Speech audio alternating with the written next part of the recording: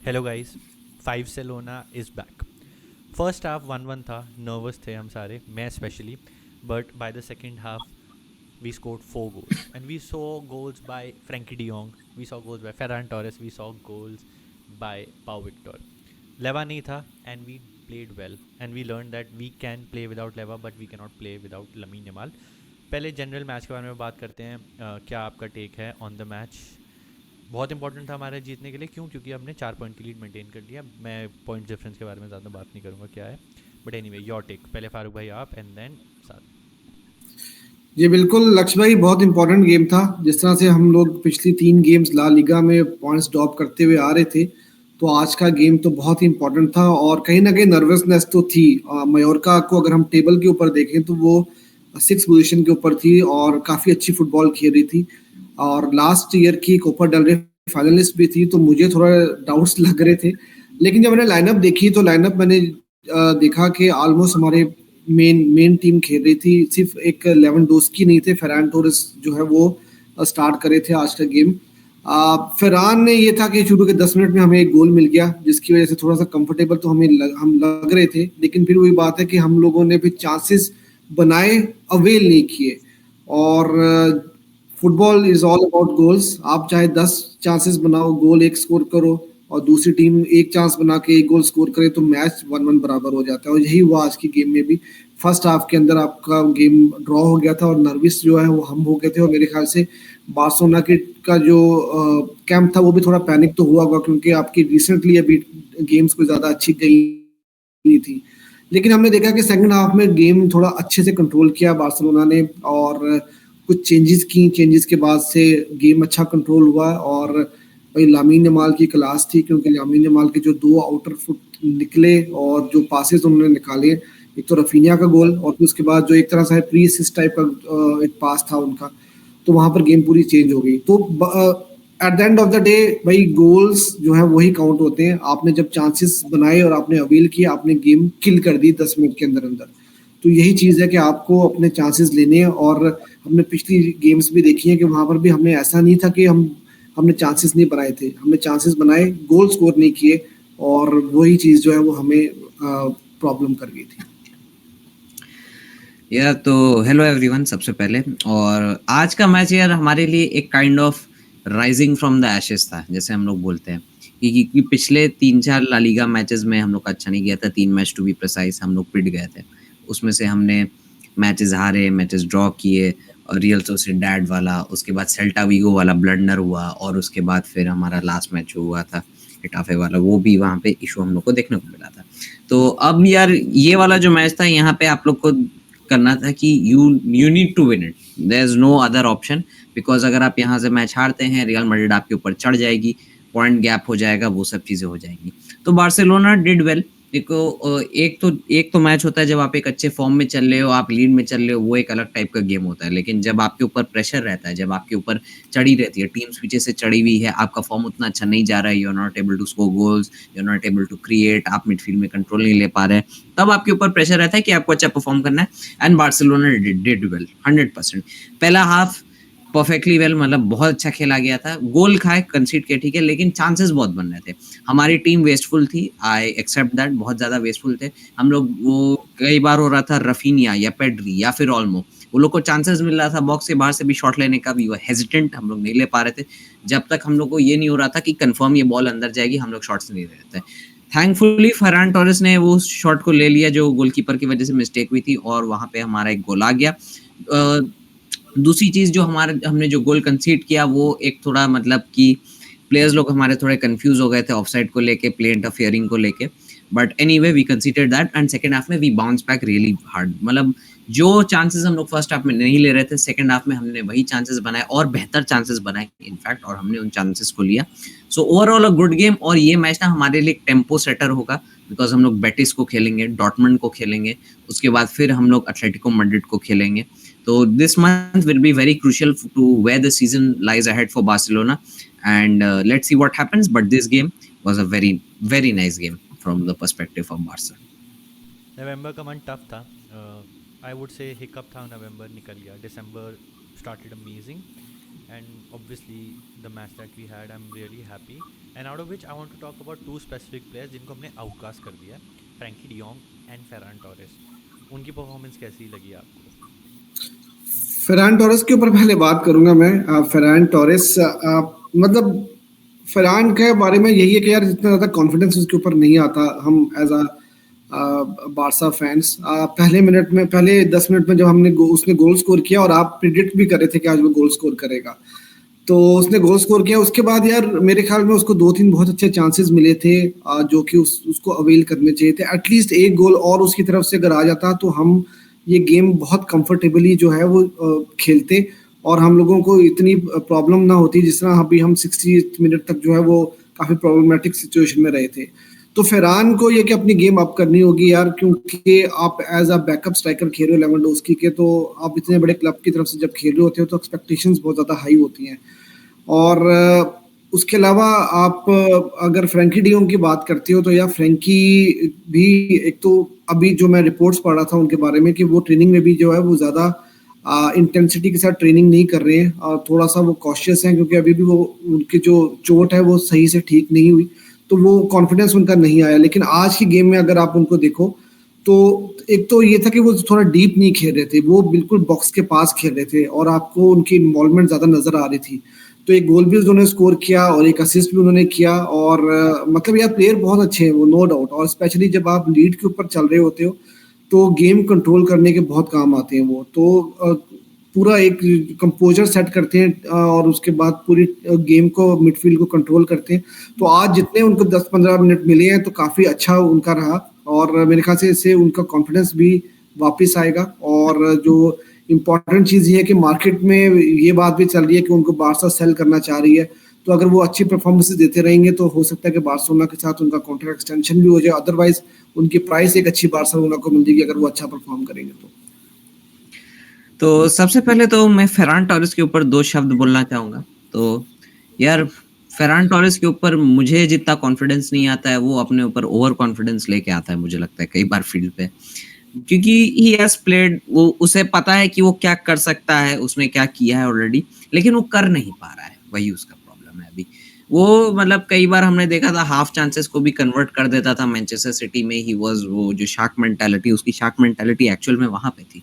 यहाँ पे आके उसका फेरान टोरेस का इश्यूज रहा है, नॉट कंसिस्टेंट. वो एक चीज उसका, जैसे मैं हमेशा बोलता हूँ, एक्स फैक्टर नहीं है फेरान के अंदर. कोई एक चीज में वो बहुत नेक्स्ट लेवल नहीं है. आज लेवेंडोस्की की जगह उसको खिलाया गया. Number 9 is not his natural position, I would say. He is somewhat of a right winger और लेफ्ट विंगर, बट चलो कोई बात नहीं, उसको नंबर 9 खिलाया गया. Thankfully he scored the goal, thankfully. लेकिन जैसे फारूक भाई ने यहाँ पे बोला कि 2-3 गोल और आ सकते थे अगर फरहान अपने चांसेस ले सकता था. एक तो गोल तो मिनिमम आना ही चाहिए था because of the chances received. दूसरी चीज, एक प्रॉब्लम क्या है कि जब फरहान के पास बॉल आ जाती है वो लेफ्ट राइट नहीं देखता है. वो उसका ये रहता है कि मैं डायरेक्ट गोल की तरफ देखूं. तो उसके थोड़े फ्लॉज तो है, बट ठीक है यार, जब आपके पास कोई ऑप्शन नहीं है, लेवेंडोस्की को आपको रेस्ट देना है, you need to manage your players, तो चलो Ferran Torres was something that paid out today. I hope कि इस टाइप का ही चलते रहे.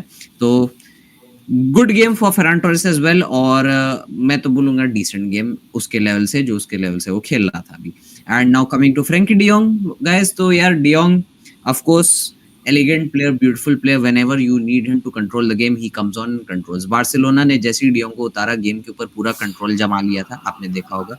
और उसके बाद उसका एक गोल भी आया, एक असिस्ट भी आया. वो आज दिखा रहा था कि he can play differently when it is needed off him. मतलब हांसी फ्लिक उसको डिफरेंट तरीके से यूज भी कर सकता है. एंड आई होप अगर फ्रैंकी अपने आप को इवॉल्व कर ले तो हो सकता है Frankie can be a much better part of this team. Guys, if you're enjoying the video, don't forget to press the like button. Comment करो जो भी आपको लगता है वीडियो के बारे में, और चैनल को सब्सक्राइब करके बेल आइकॉन भी दबा दो, और मेरे को इंस्टाग्राम पे भी फॉलो कर लो. Come, let's continue with the video.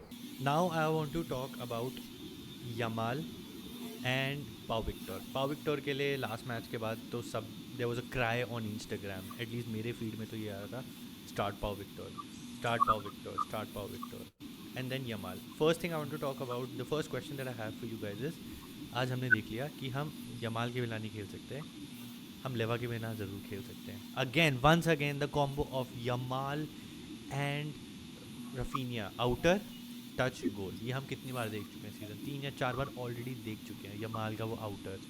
And then Pau Victor came in. The problem was उनको मिनट्स नहीं मिलते थे, उनको मिनट्स मिले और उन्होंने गोल मारे. He got decent 20 minutes. So first, Yamal, how important he is, and the second question is, should Pau Victor feature more? बिल्कुल जमाल का आपने देखा कि जब जब वो नहीं खेले बार्सिलोना ने पॉइंट्स ड्रॉप किए. पिछले गेम में उनको एक हाफ नहीं खिलाया तब भी बार्सिलोना ने पॉइंट्स ड्रॉप किए थे. तो जमाल तो बहुत ही इंपॉर्टेंट प्लेयर है और जमाल मतलब छोटी एज में बड़े कारनामे करने वाले प्लेयर हैं. बहुत मेच्योर नजर आते हैं और जिस तरह आपने बात की कि जिस तरह उन्होंने आउटर दो पासेस इस गेम में निकाले हैं, तो यार ये बड़े बड़े प्लेयर्स जैसे लूका मॉड्रिच ही नजर आते हैं या मेसी को मैंने देखा है जो इस तरह आउटर से इस तरह के पासेस निकालते हैं कि पूरी टीम बीट हो जाती है और सिर्फ पाँव लगाना था रफीनिया ने और गोल स्कोर हो गया. तो यार यमाल आपकी टीम की बैकबोन है, उनके बगैर तो भाई बार्सिलोना को आप भूल जाएं कि कुछ अचीव कर पाएगी. तो आई होप कि यमाल जो है वो सारी गेम्स खेलें. और इम्पॉर्टेंट चीज़ ये है कि यमाल के शायद नंबर्स आपको उस तरह से नज़र नहीं आ रहे होंगे, वो गोल्स उतने ज़्यादा नज़र नहीं आ रहे या असिस्ट नज़र नहीं आ रहे, लेकिन उनका इम्पैक्ट गेम के ऊपर या इस वक्त के बार्सिलोना के ऊपर बहुत ज़्यादा है. तो यमाल तो मतलब अनमैचेबल है वो. और दूसरी जैसे पाउ विक्टर की अगर आपने बात की तो यार पाउ विक्टर का आप ये देखो कि जितनी देर भी वो खेले हैं 15-20 मिनट, आपने ये देखा कि उनकी पोजीशनिंग कितनी अच्छी थी. वो बॉक्स के अंदर हमेशा उस टाइम उस पोजीशन के ऊपर रहे हैं जहां पर उन्होंने थ्रेट क्रिएट किया. या तो वो बॉल रिसीव कर रहे हैं, रिसीव करके गोल करना, स्कोरिंग अपॉर्चुनिटी जो है वो एक बन रही थी. और इस तरह से मतलब उनका जो इम्पैक्ट जो रहा है वो इसी वजह से ज़्यादा रहा है क्योंकि उनकी पोजीशनिंग बहुत अच्छी है. उनको पता है कि मुझे बॉक्स में किस टाइम पे कहाँ पे रहना है, कहाँ पर मुझे बॉल मिलेगा, कहाँ पर बॉल आ सकता है. तो किसी भी स्ट्राइकर के लिए ये सबसे ज़्यादा इंपॉर्टेंट चीज़ होती है जिसको आप बोलते हैं ना फॉक्स इन द बॉक्स वाली चीज़. वो चीज़ उन्होंने 15-20 मिनट में करके दिखाई. जो हम फेरान टोरेस से एक्सपेक्ट करते हैं वो पाउ विक्टर ने करके दिखाया. और फेरान यही चीज़ थोड़ी सी मिस कर रहे होते हैं क्योंकि वो उस तरह से आपको ना क्लेवरनेस नहीं शो करते बॉक्स के अंदर. और अगर वो बॉक्स के अंदर बॉल रिसीव कर भी लेते हैं तो वो मेरे ख्याल से घबरा जाते हैं. वो उनको समझ नहीं आती कि मैं बॉल को रोकूं या मैं डायरेक्ट उसको शूट लूं या क्या करूं. तो वो मेरे ख्याल से वो चीज़ नहीं कर पाते. लेकिन पाउ विक्टर के केस में आपने ये देखा कि वो थोड़े कॉन्फिडेंट भी नजर आ रहे थे. तो पाउ विक्टर को अगर ज़्यादा मौके मिलने चाहिए मेरे ख्याल से. अगर लेवा को आप रेस्ट करा रहे हो तो पाउ विक्टर को आपको ज़्यादा चांस देना होगा और ताकि उनका कॉन्फिडेंस आए. और हो सकता है कि वो फेरान टोरेस से ज़्यादा बेहतर आपको जो है ना एक ऑप्शन आपके लिए हो और वो फ्यूचर में आपके लिए जो है वो ज़्यादा एक बेहतर प्लेयर साबित हो सके. यार सबसे पहले तो यमाल के ऊपर बोलना चाहूंगा कि यार ऑफ कोर्स यार यमाल जब नहीं खेलता है तो लगता है बार्सिलोना स्टैग्नेंट हो गई है. कई बार आपको लगता है बॉल मूवमेंट नहीं हो रहा है, प्लेयर्स नहीं खींच रहे हैं, चांसेस नहीं क्रिएट हो रहे हैं, सर्विस नहीं मिल रहा है, प्लेयर्स को कोई टेक ऑन करके थ्रेट क्रिएट नहीं कर रहा है. वो सब चीज़ आपका एक प्लेयर करता है, वो भी एक 17 ईयर्स का बच्चा लिटरली. मतलब एट दिस पॉइंट में हम बहुत कम प्लेयर्स को हमने देखा होगा कि वो इस लेवल का गेम प्रोड्यूस करते हैं, है ना. और Yamal at this point of time जिस तरीके का वो गेम खेल रहा है, जब वो जैसे फारूक भाई ने बोला कि आपको उसकी गोल असिस्ट नहीं भी दिखेंगे, लेकिन उसका इम्पैक्ट इस टाइप का है ना कि वो डिफेंडर्स पुल कर लेता है, चांस सेटअप कर देता है. उसका आउटर आज आपने देखा कि कैसे रफीनिया को सेटअप किया. उसके बाद भी मतलब the way he has played, it's absolutely brilliant, absolutely magical. और यमाल जब नहीं रहता है ना तो आपकी टीम वही हो जाती है कि आप और कुछ और करने का सोल्यूशन खोजते हैं लेकिन नहीं हो पाता. और यमाल आपकी गेम को एक डिफरेंट डायमेंशन देता है. तो ऑफ कोर्स यार I hope Yamal doesn't get injured और डजंट गेट एनी इश्यूज. वो हमारी सब गेम्स खेल ले एंड बट उसको भी अच्छे से मैनेज करना होगा. Hansi Flick needs to learn that. And now coming to Pau Victor, यहाँ पे तो यार पाउ विक्टर का मुझे ऐसे प्लेयर्स के लिए बहुत वो अच्छा लगता है कि जब वो आते हैं उनको चांसेस मिलते हैं मैचेस में जहाँ पे उनको परफॉर्म करना है.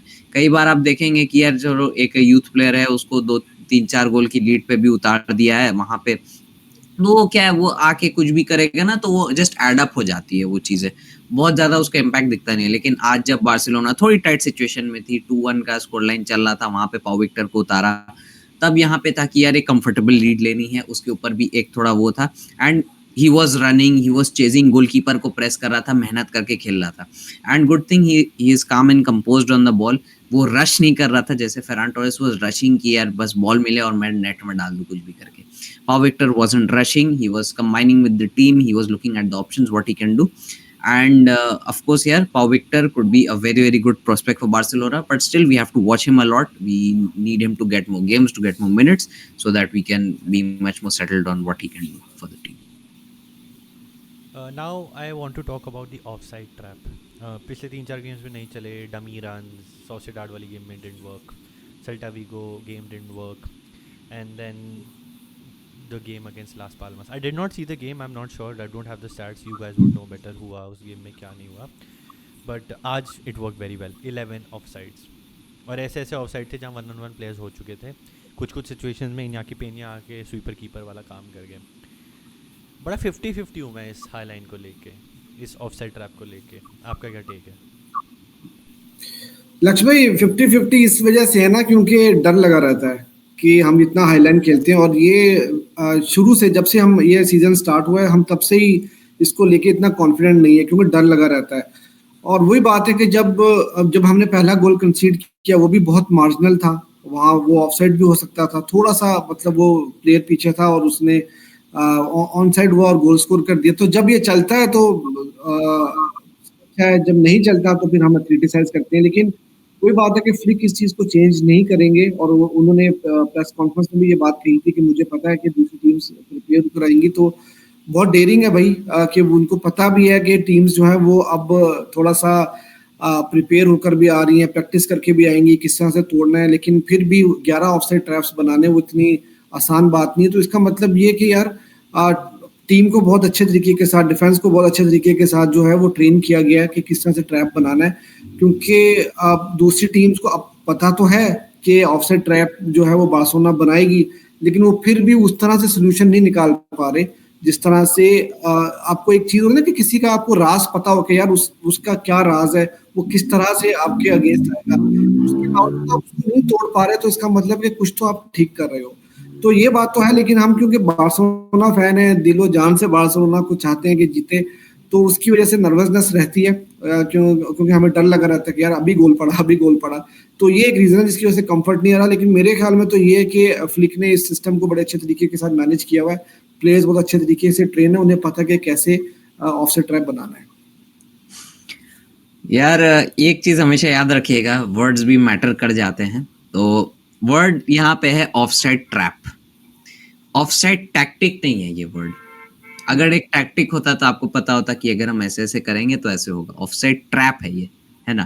तो ये ट्रैप आप सेटअप करते हैं, कभी टीम्स इसमें फंसती है, कभी टीम्स नहीं फंसती है. हम देख रहे थे कि सोसिएडाड वाली गेम में, सेल्टा वाली गेम में कितना एफिशिएंटली वो लोग ट्रैप से हमेशा निकल रहे थे, ट्रैप को बीट कर रहे थे, वो लोग डमी रन्स मार रहे थे. और लास पामास वाला भी गेम में देयर वाज कई चांसेस पे वो लोग निकले, कई चांसेस पे नहीं निकले. खेल हमने गोल अलग तरीके से खाए थे. यहाँ पे अगर आज का गेम देखा जाए तो एक बार ट्रैप में नहीं फंसे तो हमने गोल खाया वहां पे. तो ये चीज वही है, ट्रैप है. आप इसको हो सकता है 9 आउट ऑफ 10 टाइम्स आपका वर्क कर जाए, लेकिन वो जो 1 टाइम है ना वो आपको हर्ट कर सकता है. इसको आपको हमेशा अपने दिमाग में लेके चलना है. We are playing high risk high reward वाला फुटबॉल. यहाँ पे सब चीज आगे लेके चल रहे हैं. तो ट्रैप का ये चीज है कि आई थिंक हांसी फ्लिक इसको अपने हिसाब से मतलब इवॉल्व भी किया है टू सम एक्सटेंट, जैसे प्लेयर्स लोग को थोड़ा और आगे खींच लेना और वो सब चीज करना. बट मैं तो मानता हूँ कि ऑफसाइड ट्रैप ना एक ओपोनेंट के मिडफील्डर्स के ऊपर भी बहुत हो जाता है. अगर आपके पास अच्छे बॉल डालने वाले मिडफील्डर्स है देन ऑफसाइड का ट्रैप आपका ब्रीच हो सकता है कई बार. बट आई थिंक आज जैसे हो रहा था, म्योरका मिडफील्ड में उतनी ज्यादा गेम अपनी नहीं चला रही थी. मिडफील्ड में दे वर नॉट कंफर्टेबल. वो लोग हमेशा अटैक की तरफ बॉल जल्दी फेंक रहे थे, जिसकी वजह से आज बीट हो रहा था trap. So let's see where this trap takes us. चलो, perfect start to the month of December. November wasn't good. December hopefully good होगा. Difficult games. Next game against Betis and then against Dortmund. तो Barcelona hopefully हम इस month में देखेंगे. Thank you Farooq भाई and thank you साथ for joining. अब मिलते हैं next stream में.